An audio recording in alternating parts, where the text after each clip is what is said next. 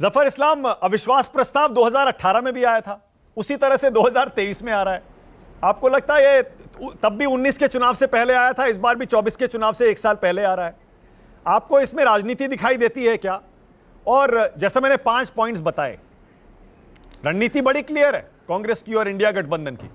आपको north east के मुद्दे पर घेरना और पीएम को कटघरे में खड़ा करना, उनकी छवि को डैमेज करना।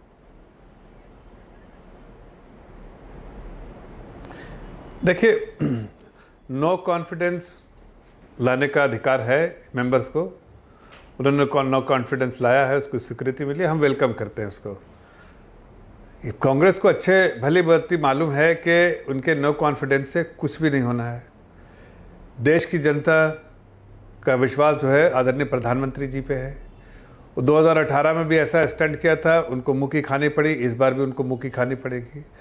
लेकिन हकीकत तो ये है, जैसे कहते हैं आ बैल मुझे मार, वैसी हालत में है कांग्रेस और अपोजिशन जो है अभी इस तरह की जो गठबंधन महागठबंधन जो है उस तरह का जो काम कर रही है, इसलिए कि इनके पास कुछ बचा नहीं। जैसे अभी सुरेंद्र राजपूत जी को मैं अक्सर कहता हूँ कि अगर मुद्दा भूल जाते हैं, इनके पास कुछ दिशा ही नहीं है, तो ये कवि बन जाते हैं, कविता सुनाते रहते हैं, उसी में उनका टाइम कट जाता है। हकीकत तो यह है कि उनको पता है कि आज देश आगे बढ़ रहा है और देश की जो तरक्की हो रही थी, जो डेवलपमेंट हो रहा है, उस डेवलपमेंट से कहीं ना कहीं पूरे दुनिया में भारत का बोलबाला हो रहा है। पूरी दुनिया में भारत के प्रधानमंत्री का एक वर्चस्व जो है, लोगों ने इस बात को लोहे की तरह मान लिया है।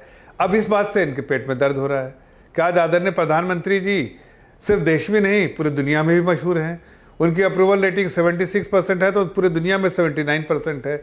ऐसे हालात में जो भी अपोजिशन लीडर है उनको तकलीफ हो रही है, इसलिए कि उनकी राजनीति थी कि आप तुष्टीकरण करें, उनकी राजनीति थी परिवारवाद करें, उनकी राजनीति थी करप्शन करें, उनकी राजनीति थी मिडिल मैन के साथ मिलकर देश को लूटो, प्लंडर करो, देश को लूटने का काम करो और माल जमा करो। अब उनके सारे जो इरादे थे वो पानी के धरे रह गए, इसलिए कि आज देश में एक ऐसी सरकार है, इनके काले कारतूत को एक्सपोज भी हो जाते हैं ये और कर भी नहीं पाते हैं।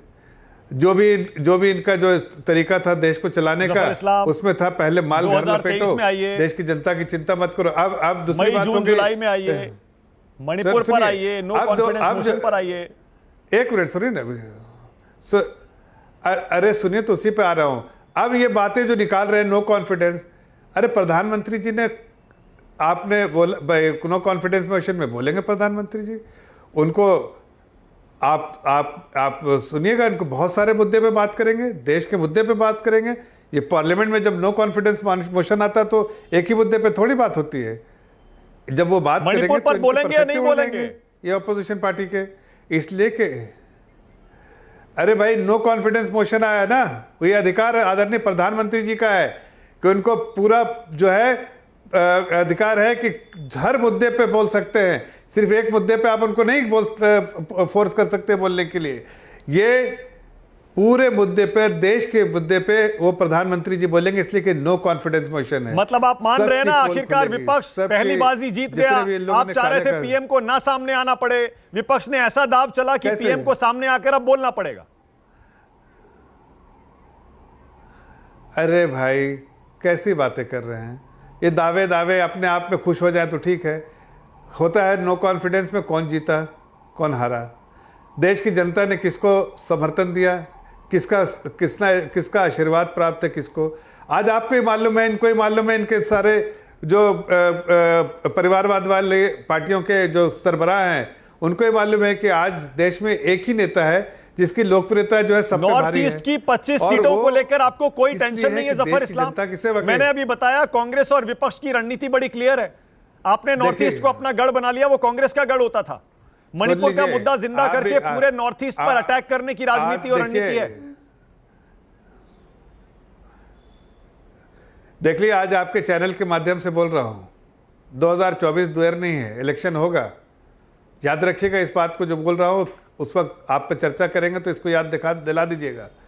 350 सीटों से कम इंडिया की नहीं आएगी किसी भी हालत में हमारे। और उसका दावा इसलिए मैं कर रहा हूं कि ये पार्टियां जो है सिर्फ अपने फायदे के लिए लड़ रही हैं, अपने अपने जो खत्म मतलब जो आप कह रहे हैं कि मणिपुर में 3 महीने चले जंगल राज के बावजूद नॉर्थ ईस्ट में आपकी 25 सीटों पर कोई असर नहीं पड़ेगा? पूरी सीटें जीत के आएंगे, पूरी की पूरी सीटें जीत के आएंगे। और ये भी बता दूं आपको, सिर्फ सीटें जीत के नहीं आएंगे, हम ये कह रहे हैं कि ये सब जो है, जो पार्टियां जो है ऐसे कागार पे खड़ी जहां पर उनके सर्वाइवल की बात है। अच्छा जफर इस्लाम, एक सवाल और उसके बाद आगे जा रहा हूं। और हम देश की जनता के हाँ हितों की रक्षा करने के लिए प्रधानमंत्री मणिपुर पर बोलने से क्यों बच रहे हैं? बताएं आप। जफर इस्लाम, पूरा विपक्ष पूछ रहा है, गृह मंत्री बोल सकते हैं, प्रधानमंत्री क्यों नहीं बोल रहे? आप कह रहे हैं अभी भी आएंगे, नो कॉन्फिडेंस मोशन पर बोलेंगे तो सब मुद्दों पर बोलेंगे, मणिपुर पर बोले या ना बोले? मणिपुर पर क्यों नहीं बोल सकते पीएम? नहीं, हम ये कह रहे हैं हम ये कह रहे हैं कि नो कॉन्फिडेंस मोशन सिर्फ एक इशू पे तो नहीं बोलने के लिए होता है ना। नो कॉन्फिडेंस का मोशन का मतलब है कि आप you are free to speak on any subject.